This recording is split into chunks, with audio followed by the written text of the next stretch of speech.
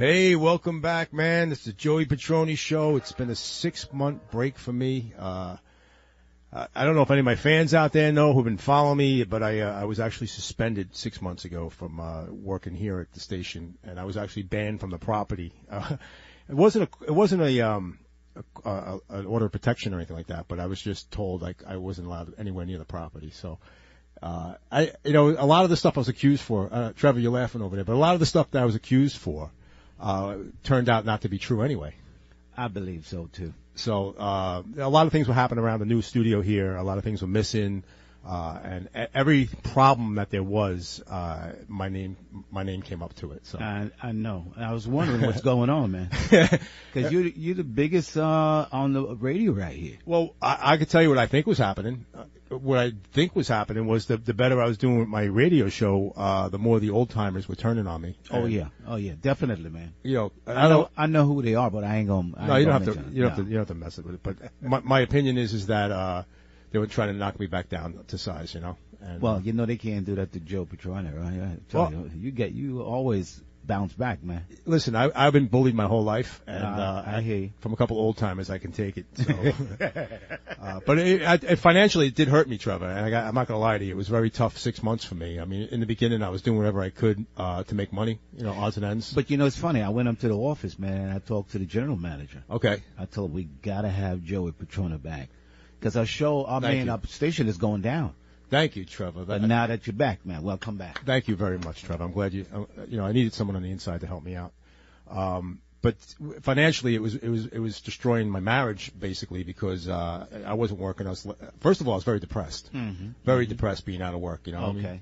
I put a lot into this show and a lot of time and energy into this show. And, how did your wife deal with it, man? Did she, give you a hard time? Did you put you in the doghouse or what's going on? She's used to me getting into trouble, but, as far as, all the stuff I was accused for, she was very upset, she was really upset and she didn't want to get out to her family or the neighbors or anything because everybody makes mistakes. Okay. And I bet you, if anybody else in the station made a mistake, many. You've made mistakes. That's right. But Joey Petroni, and I'm admitting I made a mistake, and it really escalated, man.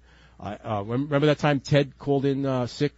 It was a nor'easter coming to Long Island, and it was a very tricky nor'easter coming to Long Island. And Ted called in sick, and I had to do the school closings that morning. Okay, right.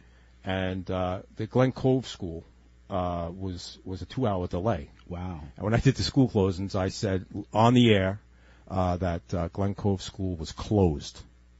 It should have been a 2-hour delay, but I said it was closed. And you got in trouble. I got in a lot of trouble because nobody went to school in Glen Cove that day. The whole district stayed home. Listen, most of the schools on that list were closed. And the way the nor'easter hit Long Island, I don't even think Glen Cove even got any snow. I think it got like 2 inches of snow. So these parents were flipping out that their kids were home.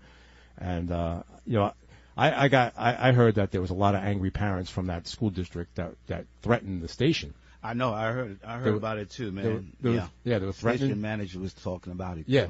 Susan said I was getting threats. Susan said that I was getting threats. They mentioned your name. I wanted the names of the people who were threatening me, but she's like, that's not how you handle it. Right. So she said she would handle it. So management gave me one of the letters. They got tons of letters here, but they gave me one letter. Oh, okay. And they wanted just to show me, just how loyal their fans are and stuff. And I just figured I'd just read this one letter here tonight. Man. Go ahead. All right. So, to whom it may concern at WGBB, I'm a lifelong listener since 1961. My family and I have always relied on your AM station for our local traffic, weather, news, and, of course, school closings. This brings me to the purpose of my letter. Our beautiful 13-year-old child, Jeffrey, has achieved an outstanding accomplishment of perfect attendance. Since nursery school, Jeffrey hasn't missed one day of school. It's unimaginable to think that Jeffrey missing a day of school and tarnishing his impeccable record. Well, thanks to one of your clumsy WGBB rental DJs, the unthinkable has actually happened.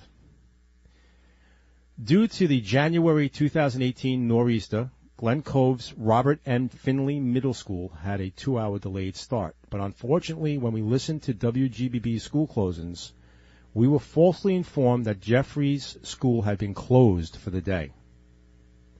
Later that afternoon, Jeffrey was devastated when his fellow classmate Artie arrived at our front door with the day's class assignments. Fortunately for Artie, his parents listened to a more professional FM radio station, 98.3 K-Joy. K-Joy correctly informed their listeners of the 2-hour delayed start. Okay. Please note, our complaint has nothing to do with WGBB's morning show host, Ted. Ted has always been an outstanding and reliable ambassador. We love Ted. Ted always was great, and we always will love Ted. Our problem is with the buffoon replacement, Joey Petroni. He ruined my son's life, and he has literally turned our house upside down. Jeffrey is now in counseling, and my husband Jerry is no longer speaking with me. Jerry always told me that AM radio is nothing but trouble, and unfortunately Jerry was right. P.S. Jerry was the third generation perfect attendance and was hoping that Jeffrey would have been the fourth generation. Yours truly, Stacy Ellen Lester. Well, first of all, Trevor, I know I'm a comedian and all that, but I want to take this time out right now. Stacy Ellen Lester, if you are listening tonight, I do apologize from the bottom of my heart. I do apologize. That's a mistake, 100% mistake. That it was supposed to be a 2-hour delay, and I said the school is closed. Her son, in this letter, she says he had a perfect attendance. He's never missed a day of school since nursery school. And her husband was the third generation of perfect attendance, and he was hoping that his son, Jeffrey, would come do the same thing. Right. To follow in Dad's footsteps. So that's horrible. It's a horrible story, and I feel terrible. But in this circumstance, there's nothing I can do now. I can't go to the school and give him back his day, you know. No. So he's got an absence for the year. What you could do, though, is write a letter to the school and explain to them why. Well, I don't do school closings. You know that. I know. That's Ted's job, and Ted would have picked up on it. But if you look at the list, it was school closed, and there was a 2-hour delay in the middle, and that's why I messed it up. That's right. So to Stacy Ellen Lester, from the bottom of my heart, I do apologize for closing your son's school that day, and he messed up his perfect attendance. It's terrible. So with that being said, well, look, Joe, we're happy to have you back, man. Thank you for be gone, just be gone. Yeah. Okay. Just deal with the future. No, that's what I want to do. I want everything out. I want everything out. Right. I want everything out today. This way I can get a fresh start next show, and I'm not going to talk about any of this stuff no more. Move forward. And don't look back.